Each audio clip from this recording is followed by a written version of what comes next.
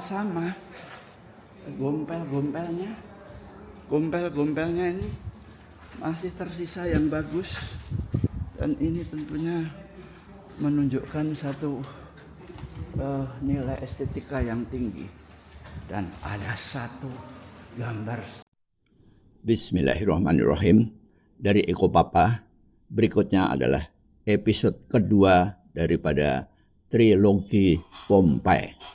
Ayo kita ikutin. Nah, jadi ini Eko Papa sudah hampir 2 jam berkeliling di situs Pompeii, dan ini adalah merupakan perjalanan yang sudah direncanakan 6 bulan yang lalu. Dan alhamdulillah tadi sempat kena hujan sekitar 10 menit, sedikit basah, namun sekarang matahari sudah bersinar kembali, dan kita akan melanjutkan perjalanan kita kali ini. Coba sama-sama kita baca tulisan huruf-huruf Latin ini.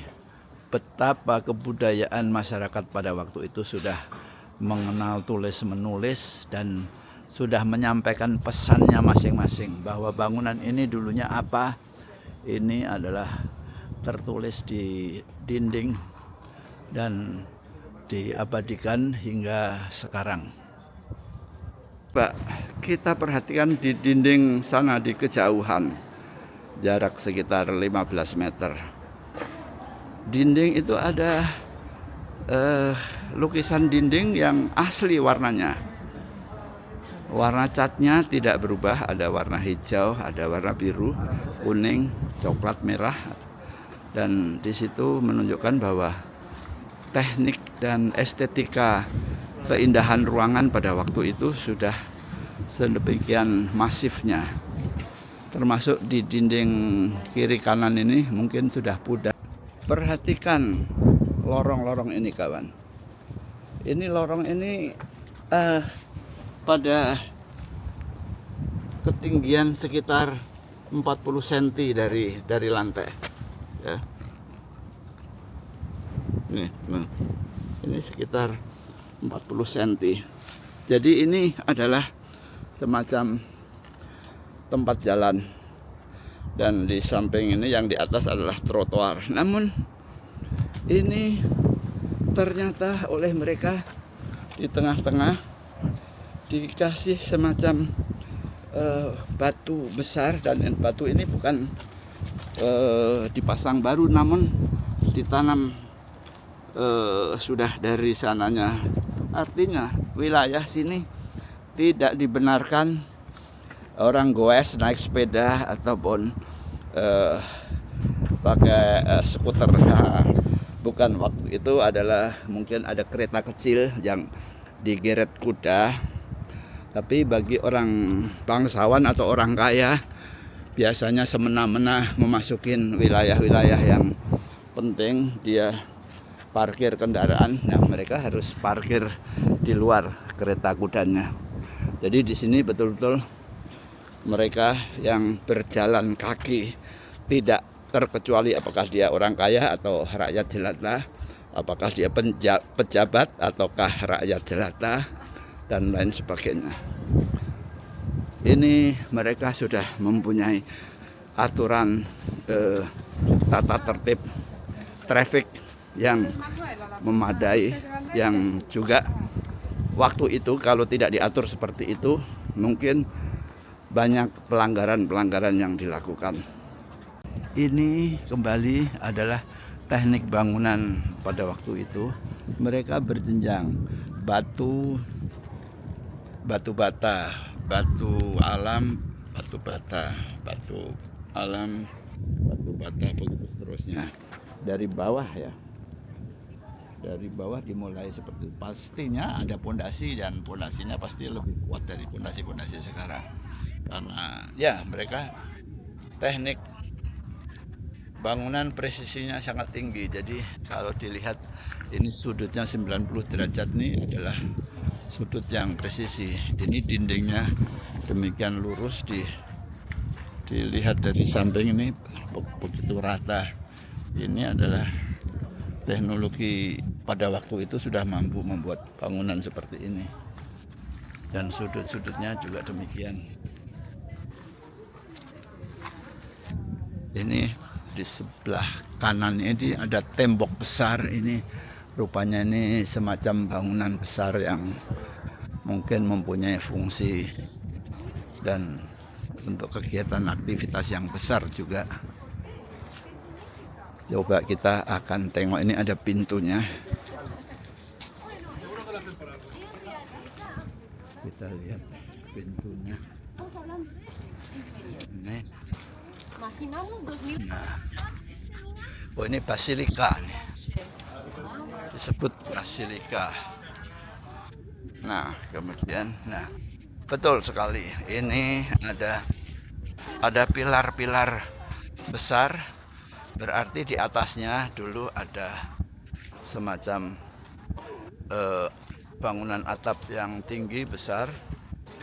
Dan kita lihat, ayo kita dekati pilarnya. Nah, ternyata mereka teknik membuat pilar kolam-kolam itu seperti ini ya, berbentuk sudut-sudut, siku-siku. Tapi nanti setelah dikasih tempelan polesan ini bisa berbentuk lengkung. Sekarang ini kan struktur telanjangnya seperti ini, tapi setelah itu nanti bisa dibangun dibentuk liku-liku seperti ini, dan ini berliku-liku dan akan menjadi pilar-pilar yang kokoh, yang mungkin nanti kita akan bisa melihat yang lebih utuh.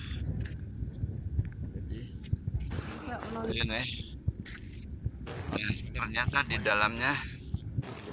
dalamnya diisi dengan batu wungkul, batu utuh. Oh ya, gitu ya. Oke, nanti kita lanjut. Nah, inilah pilar yang kelihatan tadi dijelaskan cara membangunnya. Pilarnya demikian berbentuk lengkung,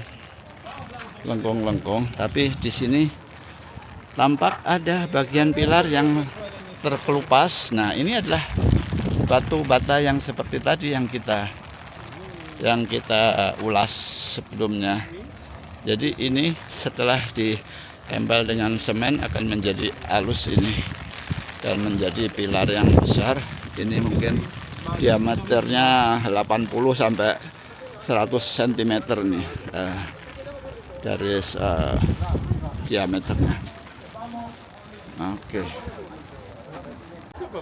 Ya, ini adalah sebuah sudut dari bangunan lama yang masih tersisa strukturnya. Kembali di sini Eko Papa lebih menekankan adanya tingginya kebudayaan dan teknologi struktur bangunan pada waktu itu. Kita pahami bahwa kota Pompei ini adalah bagian daripada Kekaisaran Roma. Jadi banyak para bangsawan yang punya rumah villa di Pompei sini. Mereka sebetulnya bekerja atau mungkin beraktivitas di kota Roma, namun untuk masa weekend mungkin ya mereka bertempat tinggal di sini. Ini adalah strukturnya demikian kokoh dan bisa dilihat ini ketebalan temboknya. Ada hampir berapa ini? 40 cm ketebalannya. Dan semennya bukan pada waktu itu sudah mempunyai teknologi semen yang lumayan kuat sehingga tidak mudah pudar. Kali ini kita akan mengagumi bangunan yang cukup besar, tinggi, jenjang, dan temboknya kombinasi antara tembok batu dan bata merah. Artinya apa?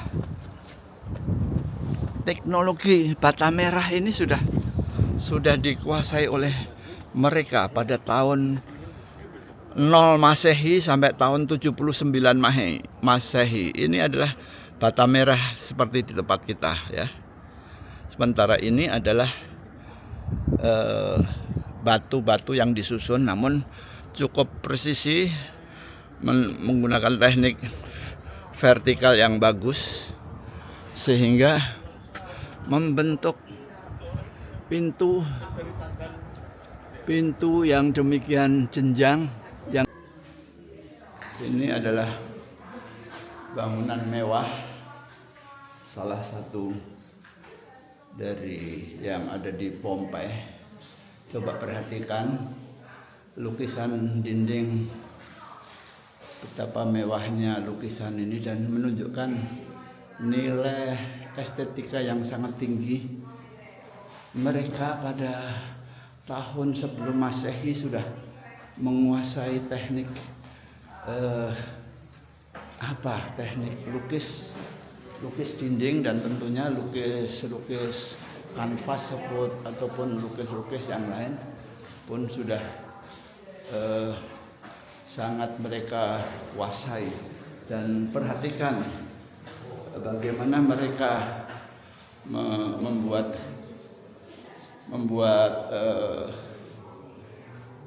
anatomi antara kepala, leher, tangan, badan dan lain sebagainya sangat indah, sangat presisi.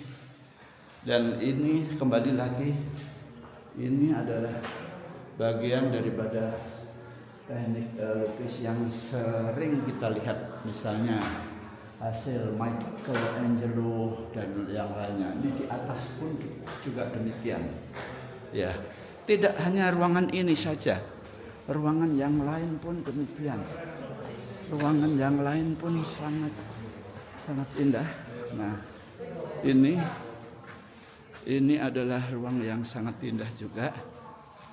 Dan kembali kita melakukan eksplorasi.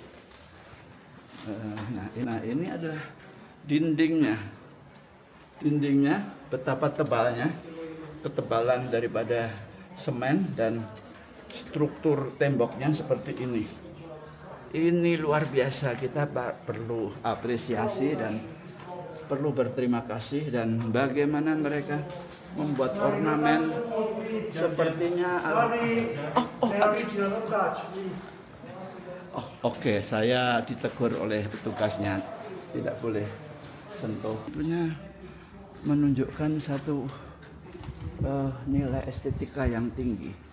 Dan ada satu gambar spektakuler ini. Nah, ini lihat nih. Ini sengaja disorot lampu nih. Keren, ini keren ini. Ini keren ini ya. Ini siapa entah Raja Nero atau siapa. Dia ada ibunya, ada istrinya.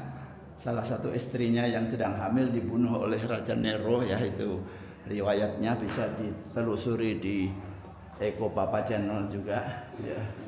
Ini adalah bagian dari betapa indah. Sama gompel-gompelnya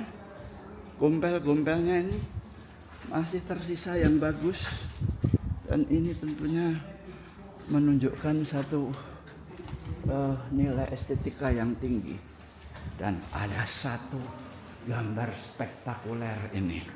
Nah, ini lihat nih. Ini sengaja disorot lampu nih. Keren, ini keren ini. Ini keren ini ya. Ini siapa entah Raja Nero atau siapa. Dia ada ibunya, ada istrinya. Salah satu istrinya yang sedang hamil dibunuh oleh Raja Nero, yaitu riwayatnya bisa ditelusuri di Eko Papa Channel juga ya. Menunjukkan satu nilai estetika yang tinggi. Dan ada satu gambar spektakuler ini. Nah, ini lihat nih. Ini sengaja disorot lampu nih. Keren, ini keren ini. Ini keren ini ya. Ini siapa entah Raja Nero atau siapa. Dia ada ibunya, ada istrinya. Salah satu istrinya yang sedang hamil dibunuh oleh Raja Nero, ya itu riwayatnya bisa ditelusuri di Eko Papa Channel juga. Ya, ini adalah bagian dari betapa indahnya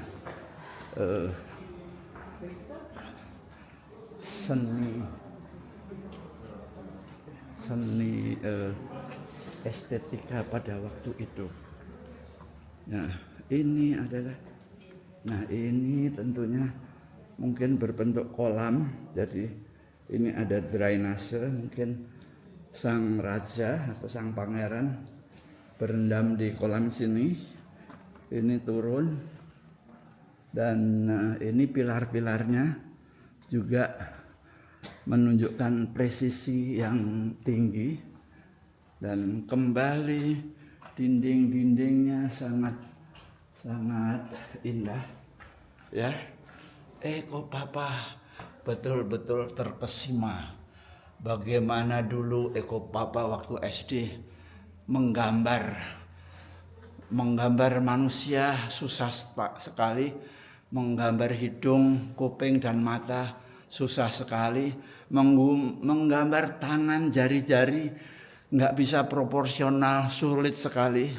Tetapi mereka mempunyai teknik dan akurasi, presisi yang tinggi, sehingga ini yang mencengangkan. Nah, dan mereka adalah memulai apa yang namanya kebudayaan ini pada awal-awal abad Masehi. Ini sebuah ruangan yang betul-betul eksklusif, dan lihat ini dinding-dindingnya sebagian masih utuh, yang bagian bawahnya, namun atasnya sudah sobek, dan mungkin temboknya juga sebagian runtuh dan dilanjutkan oleh tim renovasi.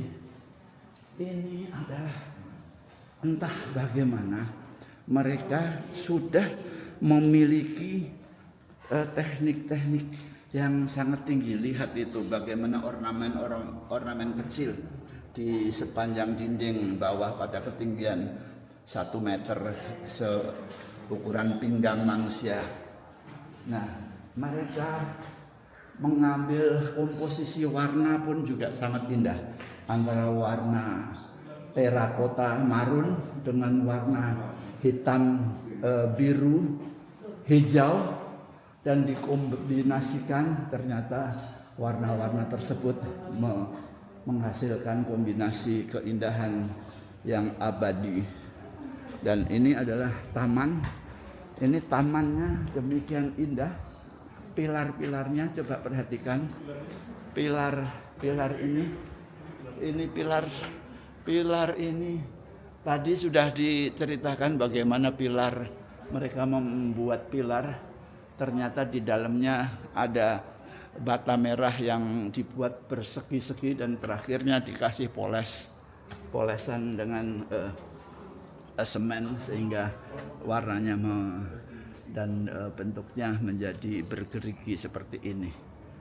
Ini adalah bangunan-bangunan yang spektakuler, dan taman yang tidak terlalu besar, namun mereka ada di tengah-tengah bangunan. Ini tentunya menjadikan mereka yang berpenghuni di sini sepertinya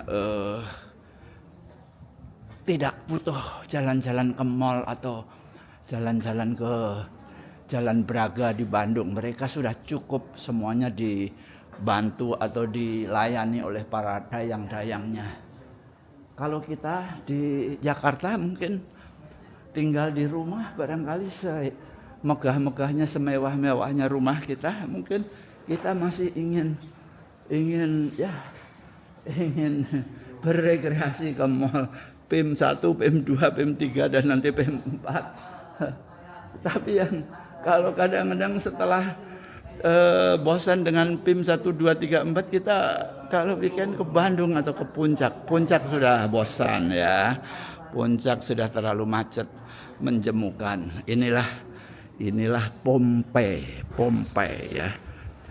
Pompei yang digali, yang tadinya tertimbun oleh lahar Gunung Vesuvius, tertimbun-bun dan tidak tersisa, akhirnya tersembul sedikit dan digali dan bisa kelihatan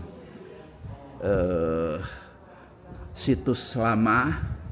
Mereka itu ditemukan di tahun 1700, digali awalnya di tahun 1780-an, kemudian diteruskan tahun 1800 sekian, namun belum efektif mereka menggalinya. Dan setelah Perang Dunia Kedua, kemudian orang Italia menggali lebih intensif dan menemukan banyak peninggalan yang seperti ini ya. Oke.